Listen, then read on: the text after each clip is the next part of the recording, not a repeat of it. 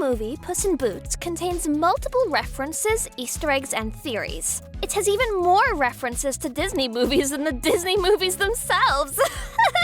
This video will have a little bit of everything as I show you the most important things you didn't see, and we will also talk about the craziest theories that this movie left us with. I'll give you a little preview of what we'll see today. At one point in the movie, we see Shrek! Leave a heart emoji if you liked the movie, but if you didn't like the movie, leave a sad emoji. Tell me who this character is. The answers will be in a new video. At the end of this adventure, we will say hi to the answers of the last video.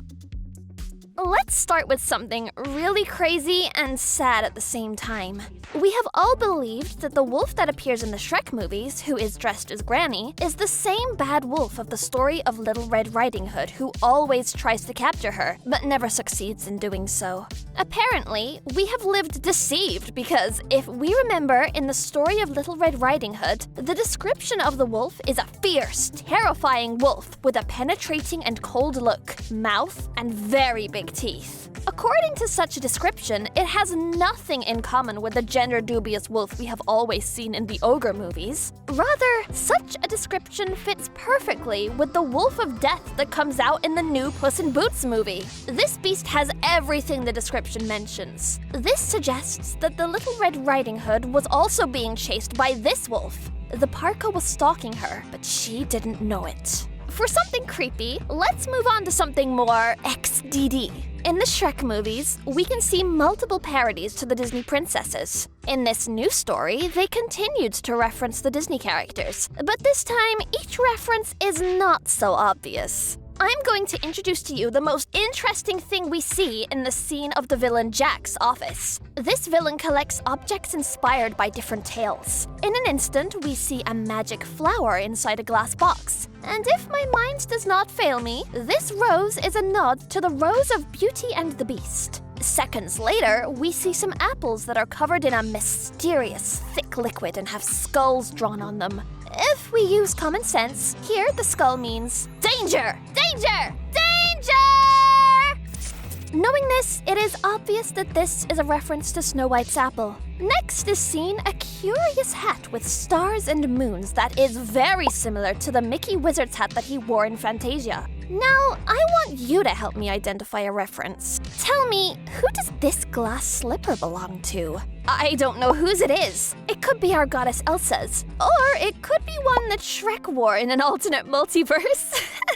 If you know the answer, comment it. And by the way, subscribe and like the video. On the office floor, there is a carpet that looks a lot like the magic carpet from Aladdin. He even pulls a number of collections out of a bag. One of them is a spinning wheel, which is obviously a hint to Sleeping Beauty. There is a conspiracy theory that takes these references beyond a simple nod of the aforementioned tales. And in this video, I'm going to reveal to you what that theory consists of. However, let's take a little break from this topic for a moment so it won't be so tiresome.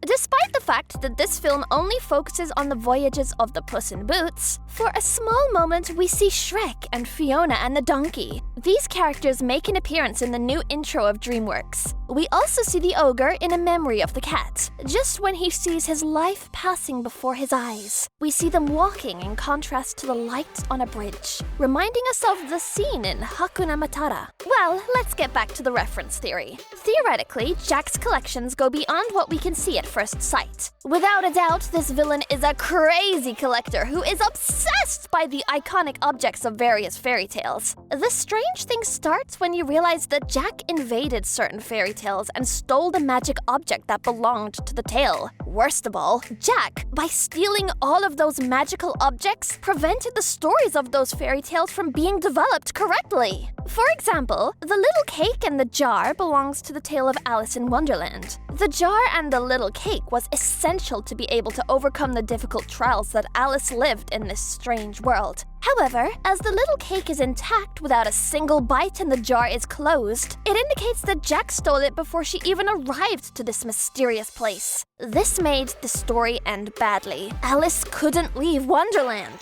Aladdin also suffered a similar fate, as the evil Jack stole the flying carpet from the magic cave. Aladdin could not escape from the cave, preventing the love story that he would live with Princess Jasmine from happening. The enchanted flower also has a sad ending, as the flower is intact and kept in the glass box. Surely the prince did not have a similar ending to the Disney movie. The flower was crucial because it functioned as a clock, since it showed him how much more time he had. By not having it, the prince could not know if he had time to break the spell. This would make the beast lose hope and stop trying to break the curse. To conclude, theoretically, the evil Jack is the reason that in this universe the stories do not develop properly. He is responsible for altering the course of the stories. Now, let's talk about another conspiracy that is just as crazy, or maybe even crazier. If you like, you can consider this video as a drunken conversation.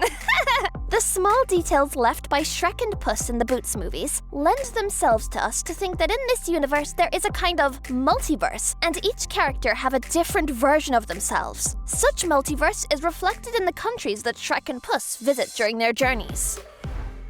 According to the theory, there are many gods. Each country has a different god and different culture. When Shrek surprises the fairy godmother making magic potions, she reveals the name of the possible gods that reign in that part of the world. Frightened, she screams, "In the name of the Grimm!"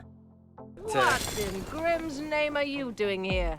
For those who don't know, the Grimm brothers are the authors of many fairy tales, and several of them have been adapted into animated films. So, it makes sense that the Grimm brothers are gods, and possibly the evil fairy godmother was a believer of these gods because she mentioned their name. This allows us to see the multiverse that exists in this world. Something that generated many questions in the second movie of the Puss in Boots is the fact that Mama Bear appeared, when in the first Shrek movie it is seen that she already hung up her boots and Farquaad has her as an ornament in his room. This is where the multiverse enters. During the adventures of Shrek and Puss, we meet different versions of the same character. Let's mention a few. In the second Shrek movie, we meet a beautiful woman named Jill. This same woman appears in the Puss in Boots movies, and in this version, she looks totally different. You can tell she likes to eat a lot. Based on this, the bear family we first met has nothing to do with this other family that lives in the new Puss movie. The Mama Bear is another version from another multiverse and another god. She may be a British Mama Bear, since, in the English dub, she speaks with a British accent. Another example is Shrek himself. In the Kingdom of Far, Far Away, in the Kingdom of Duloc, and in the Swamp, all the inhabitants know Shrek as an ogre, and that they should not be near him because he is a wild beast. But when he travels to another country having to cross the ocean in search of Arthur, he arrives at a place where Shrek is not identified as an ogre, but as a mutant goblin. This suggests that each country has different ogres that are completely unrelated to the other ogres in different countries. I could go on and on naming examples, but I don't think that is necessary.